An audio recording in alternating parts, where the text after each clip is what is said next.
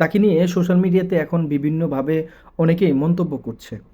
হ্যাঁ, মন্তব্য তো করবেই। কেননা যারা দেশের জন্য কাজ করে, জনগণের জন্য কাজ করে, যারা জনগণের সেবায় নিয়োজিত থাকে। একজন ডাক্তার, তিনি অক্লান্ত পরিশ্রম করে থাকেন একজন রুগীর জন্য। তার কাছে যারা সেবা নিতে যায় তাদের জন্য। সুশিক্ষায় শিক্ষিত হয়ে একজন পেশাদার ডাক্তার হয়েছেন আপনার আমার জন্যই।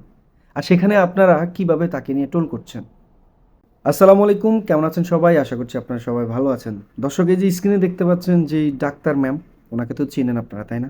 কম বেশি আপনারা সবাই তাকে চিনেন এবং তার পরিচয়টা আপনারা জানেন। প্রথমত হচ্ছে তার পেশায় তিনি একজন ডাক্তার।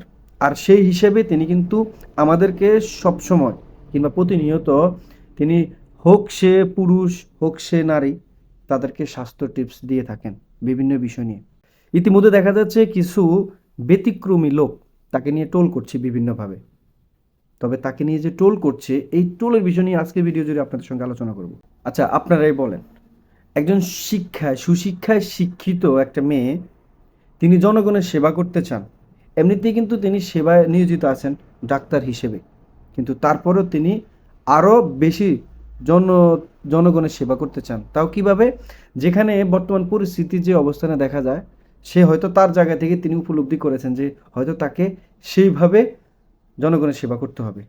আর তার, যেহেতু তিনি পেশাদার একজন ডাক্তার, তাহলে সেখানে তার তো কাজ রয়েছে না?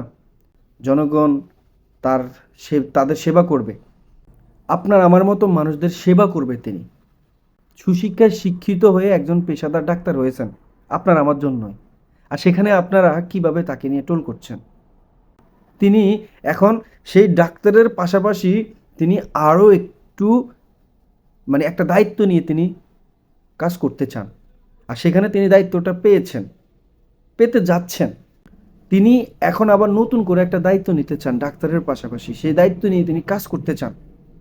তো কাজ করতে গিয়ে আজকে তাকে বিভিন্ন বিষয় ফেসবুকে আপনারা টোল করছেন।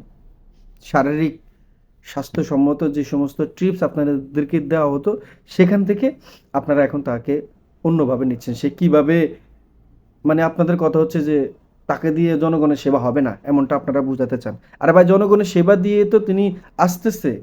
আরে ভাই, জনগণের সেবা দিয়ে তো তিনি আসতেছে, তাই না? আপনারা এটা কি দেখেন না? একটা বারের জন্য কি আপনাদের দেখা হয় না চোখে? কি দরকার আছে ভাই এদের একে নিয়ে টোল করার? তার পরিচয়টা আগে জানেন, তার বিষয় আগে সম্পর্কে জানেন, তারপর আপনারা কথাবার্তা বলেন। দেখুন, তিনি পেশায় হচ্ছেন একজন ডাক্তার। আর তিনি, ছেলে হোক কিংবা মেয়ে হোক, তাদেরকে দেখুন, তিনি পেশায় কিন্তু একজন ডাক্তার।